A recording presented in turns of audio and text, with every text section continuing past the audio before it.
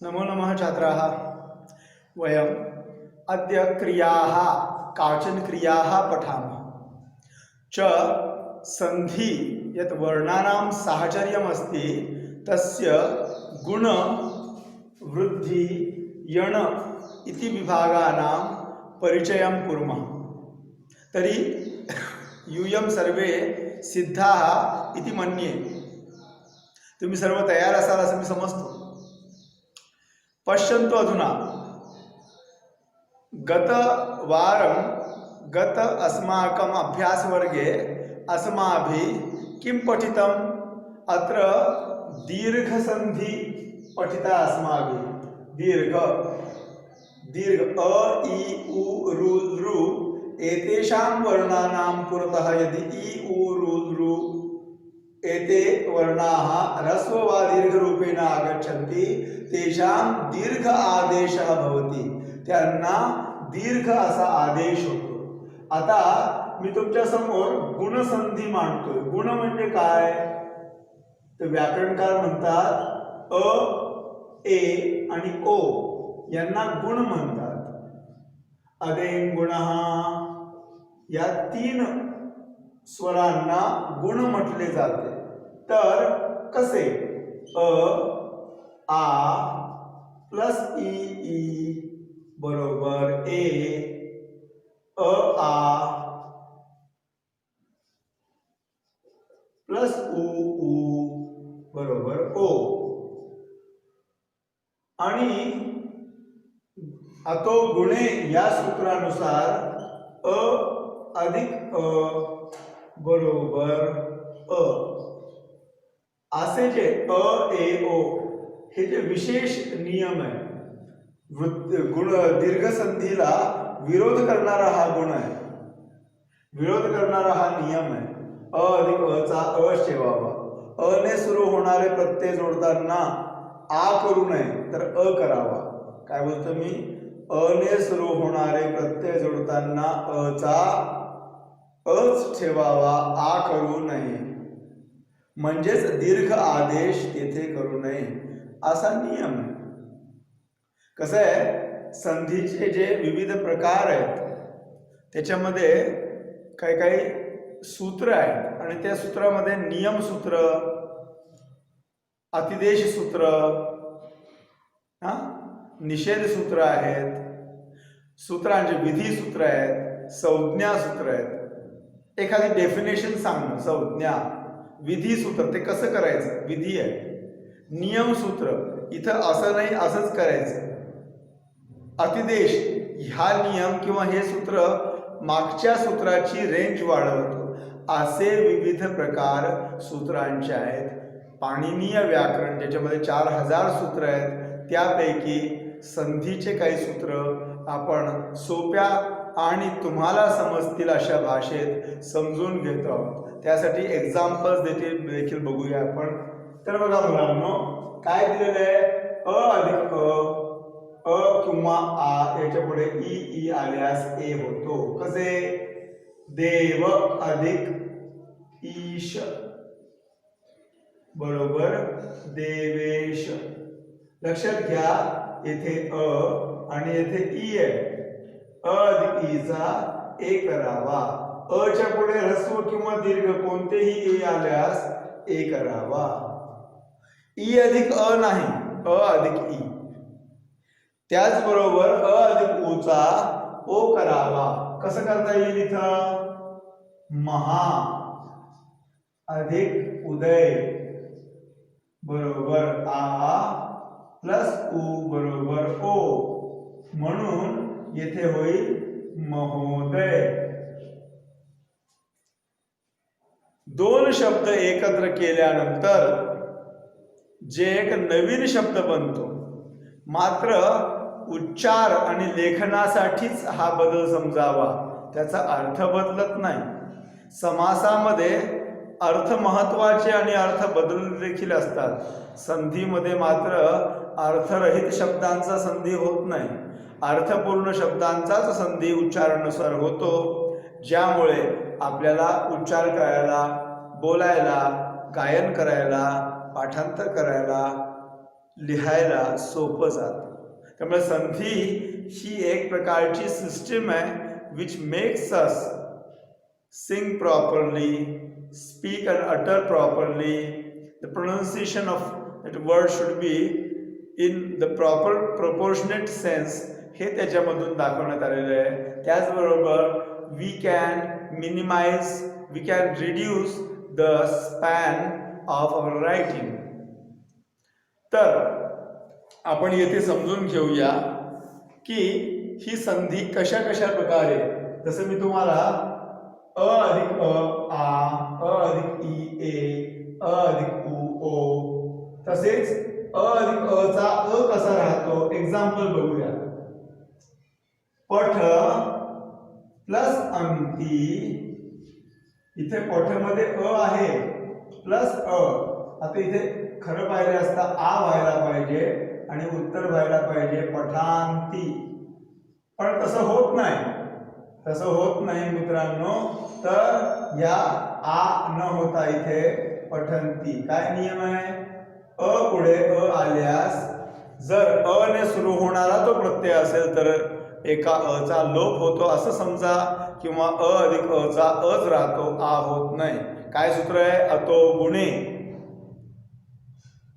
तर मित्रांनो गुणसंधी आपण पाहिली. पुढचा प्रकार आहे वृद्धी संधी. वृद्धी म्हणजे काय? वृद्धी म्हणजे वाढ होणारी संधी, वाढ, डेव्हलपमेंट. काय आहे ते? आता वृद्धीसाठी जसं इथं आपण गुणसाठी बघितलं होतं, वृद्धीसाठी शब्द आहेत ऐ आणि औ. या 3 अक्षरांना वृद्धी म्हणतात. तर प्लस ऐ बरोबर ऐ. ऐ म्हणजेच 2 मात्रे. अधिक औ बरोबर औ. एक काना 2 मात्रा असं लेखन करता येईल. यासाठी एक्झाम्पल पाहूया आपण. देव अधिक एषः, देव अधिक ऐश्वर्य,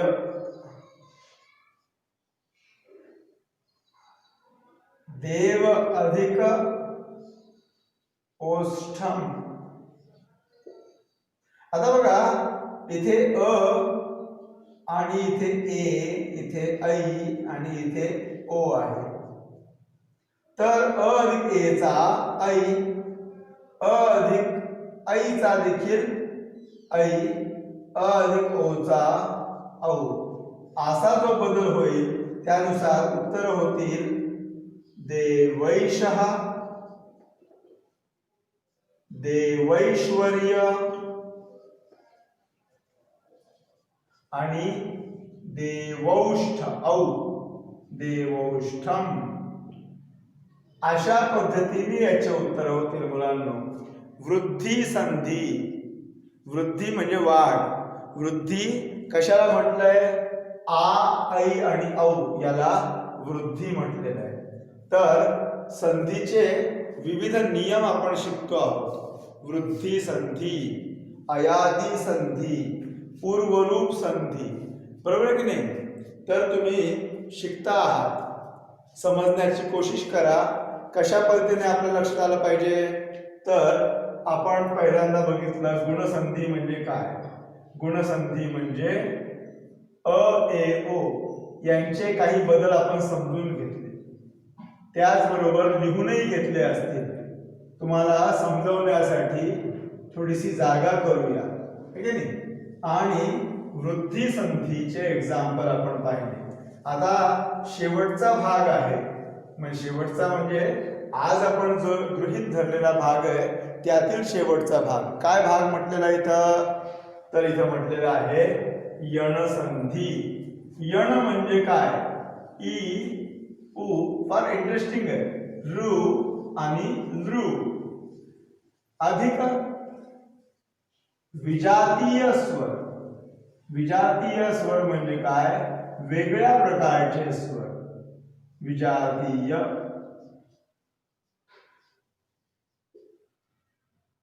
सवर्ण नाहीये, असवर्ण स्वर आहे, समान नाहीये. तर विजातीय स्वर आल्यास काय बदल करावे?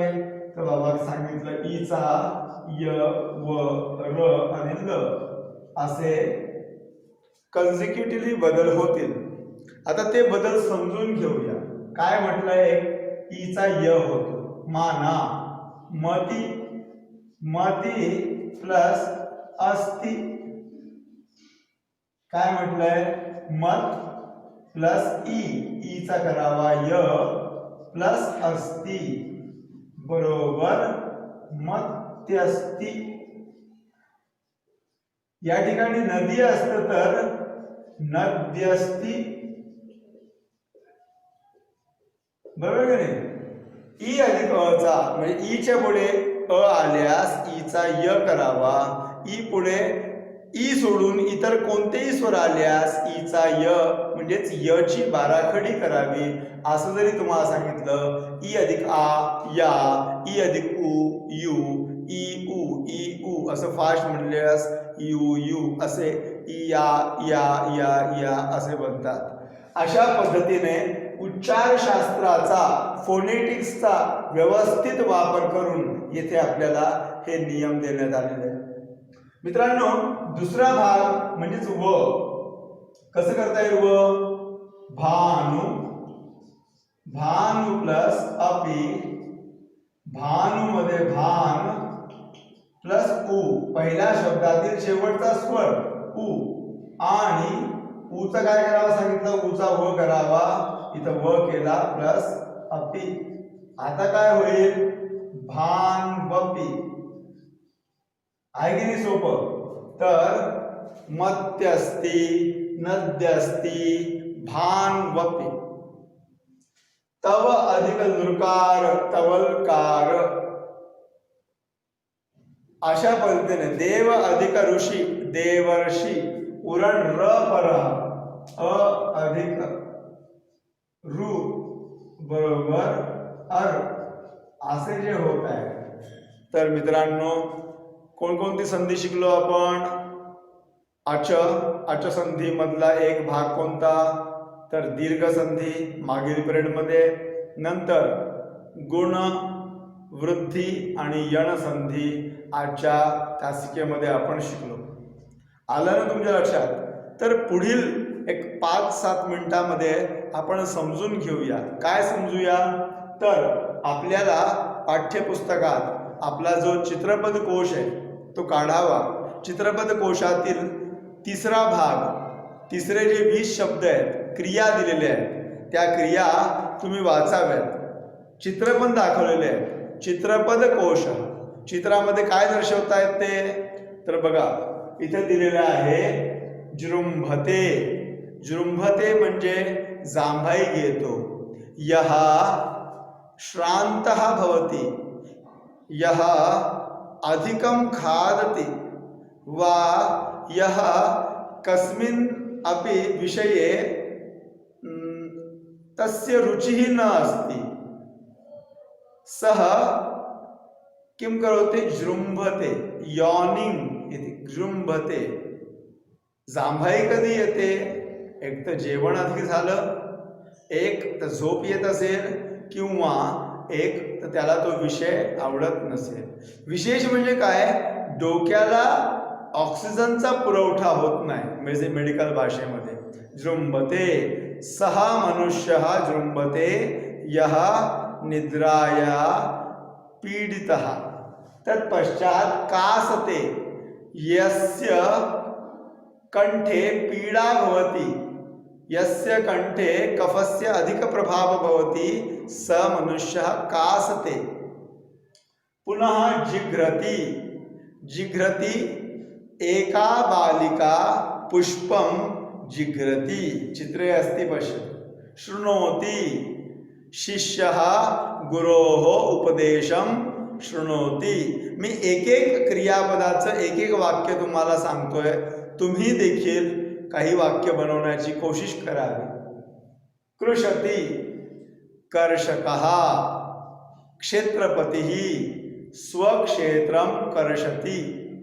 नवधान्यवपनाय कृषिम कर्तुम कृषती, तत्पश्चात कृषी कर्षती नांगरणे, निष्कासयती काढून टाकणे किंवा एखादी गोष्ट पेटीतून बाहेर काढणे.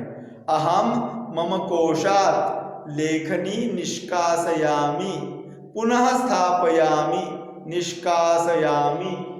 पुढे मत्नाती, मत्नाती ती माता दधी मत्नाती नवनीतम ग्रहणाय, नवनीत म्हणजे लोणी काढण्यासाठी साकिम करोती दधी मत्नाती, दधी दुग्धम दधी घृतम क्रमात दुग्धम दधी, दधी पश्चात तक्रम दधेः जलरूपम तत्तक्रम च यत् स्थायुरूपम तत् नवनीतम वर्तते स्निग्धम तत्पदार्थम तत्पश्चात उष्णता प्रदानेन घृतमध्ये परिवर्तते. सामान्य क्रिया अस्ति परंतु तन्मध्ये एका विशिष्टा प्रणाली वर्तते. तत् रासायनिक प्रणाली अधुना दैनंदिन जीवनस्य भागः वर्तते. अस्माकं भारते ये जनाः हरिद्रायाः उपयोगं कुर्वन्ति तर्हि हरिद्रा तत् अस्माकं आरोग्याय आवश्यका वर्तते. एतत्तु अस्माकं परंपरायामेव सिद्धं स्थापितं वर्तते. आपल्या परंपरेतच आरोग्यशास्त्राच्या नियमानुसार ऋतूंप्रमाणे आपले उत्सव, ऋतूंप्रमाणे आपल्या उत्सवातील जेवण, त्याचबरोबर त्या काळातील भक्ष्य आणि अभक्ष्य यांचा विचार करण्यात आलेला आहे. त्यात कोणाचा काही स्वार्थ नाही आहे, कोणत्या विशिष्ट समूहाचा स्वार्थ नाही आहे. अर्थात एखाद्याच्या मनामध्ये तो द्वेष असेलच, तो तसं मानू शकतो. पुढे भिन्नती, भिन्नती इति किम भिन्नती. एकः मनुष्यः पाषाणखंडं भिन्नति, शस्त्रेण भिन्नति, आयुधेन भिन्नति. सः तोडणे फोडणे. माता वस्त्राणि प्रक्षालयति, अहम हस्तं प्रक्षालयामि. अधुना कोविड-19 अस्ति न वा, तदेव सर्वे जनाः, सर्वे अस्माकम् आप्तजनाः अस्मान् कथयन्ति, वैद्याः अपि कथयन्ति, सर्वकारः अपि कथयति यत् हस्तं सम्यक्तया फेनकेन प्रक्षालनीयं. माता प्रक्षालयति. मम तातः वस्त्राणि निष्पीडयति, पीडने निष्पीडयति. पुटीकरोति. यदा वस्त्राणि क्लिद्यानि न सन्ति, अधुना शुष्कानि भवन्ति, तत्पश्चात् तस्य पुटीकरणं कर्तव्यम्. एकः आपणिकः अपि किं करोति, कर्गजे किमपि पण्यं संस्थाप्य तस्य कर्गजस्य पुटीकरोति, पुटं करोति. पुटमिति पुडी, पुटं करोति. सीव्यति, सौचिकः सीव्यति. माता अपि मम वस्त्रं सीव्यति. तर्हि मित्राणि अभिनयति. पश्यतु, अत्र बालकः कश्चित् कुमारस्य, कश्चित् राजकुमारस्य इव अभिनयं करोति. अभिनयम् एता कला अस्ति. आलिखति. चित्रकारः निसर्गं दृष्ट्वा, कमपि व्यक्तिं दृष्ट्वा, जनं दृष्ट्वा, कमपि पशुमपि दृष्ट्वा सः चित्रं निर्माति वा स्वकल्पनया अपि नवीनं चित्रं सः निर्माति. मित्रम् अन्यमित्रं विमानं दर्शयति. एकः कर्मकरः गर्तं खनति, गर्तं खड्डा खोदने, गर्तं खनति. बालः अवसर्पति, खेलति.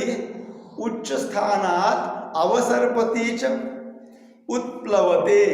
अधुना पश्य, एकः बालकः व्यायामं करोति, दोरकेन साहाय्येन सः उत्प्लवते, उत्प्लवनं करोति. अधुना अत्र पश्यतु, जलप्रवाहः वहते.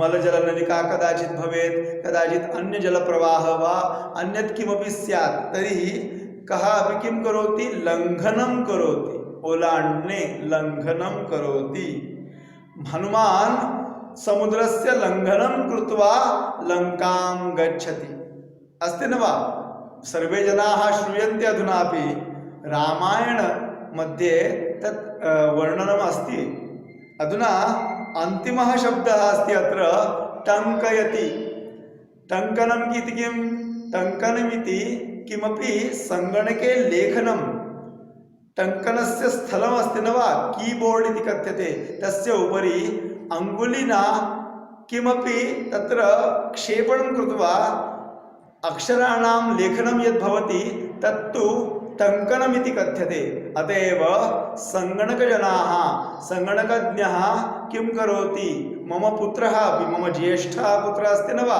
सः अपि किं करोति टङ्कनं करोति अहम् अधिकं सङ्गणकं न जानामि तदा मम ज्येष्ठपुत्रः सङ्गणके साहाय्येन सर्वाणि चित्रध्वनि चित्रफीतयः युष्माकं पुरतः युष्माकं प्रति सम्प्रेषयति अत एव मित्राणि अद्य अस्माकं वर्गे अस्माभिः किं कृतं तर्हि उर्वरितस्य वर्णानां साहचर्यस्य पाठम् अस्माभिः पठितं गुण वृद्धि यणसन्धि एतेषाम् अभ्यासः अस्माभिः कृतः तत्पश्चात् 20 शब्दानां वा क्रियाणाम् उपयोगं कथम् अस्माकं भाषायां वयं कर्तुं शक्नुमः तद् अस्माभिः दृष्टं तर्हि अद्य वर्गस्य समापनम् अधुना करोमि तर्हि शुभमस्तु पुनः मिलामः तदा नवीनं पाठं ग्रहीष्यामः तावत् शुभमङ्गलमस्तु धन्यवादः।